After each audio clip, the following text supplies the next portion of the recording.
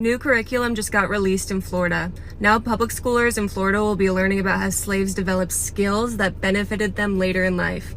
Ron DeSantis actually defended this decision by saying that it was all based in fact.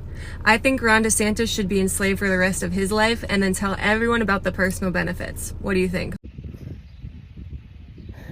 So I've been thinking about this whole Florida education standards thing. And, you know, if you were assaulted as a minor repeatedly for years and years and years, and then you claim that your assault made you a better lover, it would mortify people. That's why it's mortifying to hear people say that you benefit from slavery in any way. Yes, welcome back. Recently, Vivek had this interview on CNN. A question came up to him pertaining to what is happening in Florida. Ron DeSantis actually replied black Republicans who stood up to stand with Kamala Harris on this issue of slavery. It has become a topic of discussions, and a lot of people seems not to be understanding what is going on. I don't know. I think I did the video pertaining to this. I cut out part of this video for reasons of copyright. Now, I had to take permission to use this video. I want you to see Vivek replied. I don't know if you saw that. If you have not subscribed to this channel, please endeavor to do that. And if possible, why not share this clip? Are you with Governor Ron DeSantis or Senator Tim Scott on this issue, sir? The reality is I don't trust the media's filtering of what was in that curriculum, so I'd really want to read it in detail and understand what exactly was being taught. But I will say this, is I don't think that the division should be, are you with the state of Florida, which was Governor DeSantis' response, or the other side. I don't see it that way. I stand on the side of truth.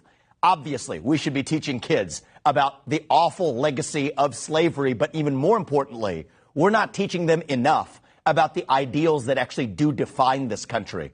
Personally, I think the deeper problem in our schools today is many of them teaching young black kids, students and minorities, that they're oppressed based on the color of their skin or their genetic attributes. That's the real psychological slavery in the present, and that's what I have the biggest problem with. But I do think that some of these issues and these spats can be distractions from what should Governor DeSantis or Tim Scott or myself or others actually be debating. How do we grow an economy? How do we actually lift all people up, revive self-confidence and pride in the next generation of Americans? That's what I think we need to be focused on. Federal prosecutors added new obstruction of justice charges against former President Donald Trump on Thursday. The indictment, the superseding indictment, says that after Trump learned that the Justice Department wanted to subpoena security footage from Mar-a-Lago, Trump talked with an aide who later told the IT director at Mar-a-Lago that, quote, the boss, end quote, wanted the footage deleted. Now, I know you've said repeatedly that you would pardon Trump in this document's case, but this is significant new information. So given this new information, would you still pardon him if you were president? The standard I use as our next president is what moves our country forward. What is the right thing for the United States of America? Right, and would having a president like this move it forward? The right answer is to move on, and I would pardon him. I intend to be our next president, and yes, I do believe I will move us forward, and yes, I think one of the right ways to do that is to pardon the former president of the United States from what is clearly a politicized prosecution. And I was recently attacked after I did a video pertaining to what is going on in Florida. I don't know if people actually understand my stand pertaining to this. Dear Omoge, I'm writing to you today to express my deep anger and sadness at your recent comment about slavery. You have no idea what my ancestors went through, and you should be ashamed of yourself for trying to minimize their suffering. My great-grandmother was tied to a tree and wept because they tried to help a runaway slave. My grandmother gave birth to my mother in a curfew and were forced back to work immediately afterward.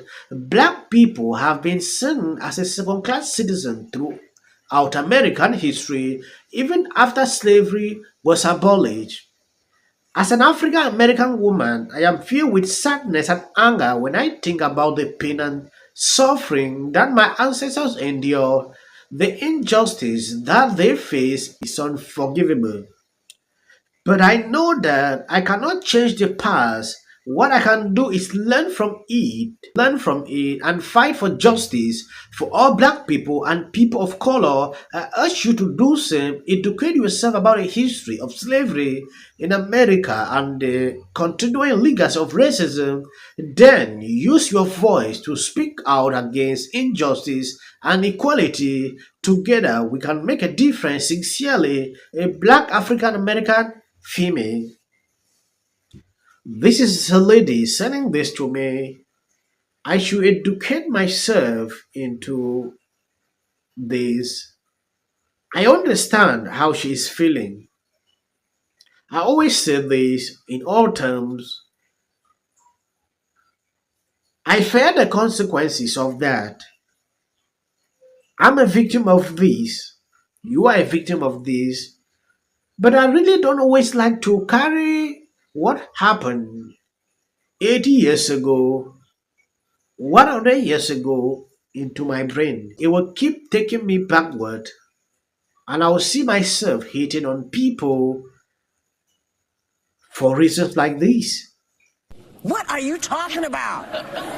Parlayed what? Did you not see Roots? Did you not read it? What the? Okay. Let me throw it to y'all before I get in trouble again. I live in Florida. Uh-huh. I have been spitting mad about the culture wars that Ron DeSantis has been creating. So when he says that he has nothing to do with it, of lackeys and minions to put that legislation into effect. He has created the environment that has led to this. What they say is that the updated standards now say that enslaved people develop skills that could be applied for their personal benefit. Slavery was the darkest moment of American history, our biggest shame. People got torn from their homelands. Men, women, newborns put in the bowels of ships, shackled, and made to row from Africa to America, then brought here and sold off like chattel, separated from their children, beat, whipped, worked to death, raped. How dare you? Shame on you people in Florida. How dare you try to whitewash slavery? And to the Commissioner of Education in Florida, Manny Diaz, a Cuban American, that is like saying that there's a redeeming quality to Cuban political prisoners under Castro. Yeah. When you don't have freedom, you don't have anything.